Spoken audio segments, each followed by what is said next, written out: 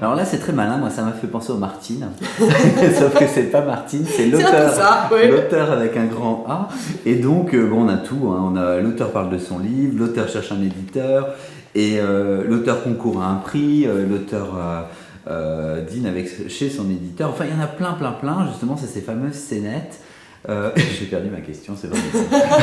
Il pourrait y en avoir d'autres. Hein. L'autre jour, Ouais. j'ai assisté, enfin j'ai pas assisté, mais il y a Geneviève Dorman, grande figure de la littérature française, s'est éteinte et a été enterrée à Saint-Germain-des-Prés, qui est l'église phare où les membres de la littérature sont souvent honorés. Et ça m'a amusée, et je me suis dit, tiens, c'est une chronique que j'aurais pu écrire et que j'ai oubliée, parce que l'enterrement de l'auteur, c'est aussi quelque chose de particulier. C'est là où tout d'un coup, tous les autres auteurs viennent, et puis ils se placent aussi, c'est assez marrant. Il y a ceux qui arrivent très en avance, généralement c'est les moins proches de la famille, et puis qui vont essayer de répondre un peu à BFM TV, iTélé, toutes ces caméras qui sont là, essayer de se placer, et on retrouve justement ce microcosme de l'édition qui est, moi je trouve, éminemment rigolo. Voilà. Le titre, il faut qu'on l'explique parce que ceux qui sont dans l'édition comprennent tout de suite ce que ça veut dire. C'est un clin d'œil à quelque chose de précis, mais d'autres personnes n'ont pas forcément comprendre. C'est vrai, c'est une clé particulière. En fait, Hommage de l'auteur, Absent de Paris, c'est un Bristol qui est glissé dans les services de presse. Les services de presse, ce sont les livres que l'on envoie aux journalistes à l'avance et bien sûr à titre gracieux, en espérant que les journalistes écriront après des articles sur les livres.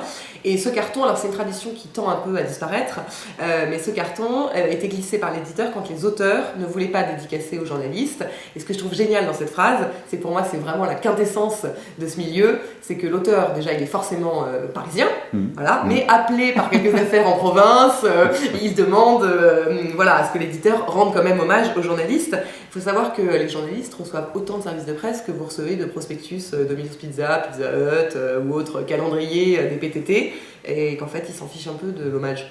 Ah, de la dédicace aussi, ouais. Il y a aussi le côté dédicace.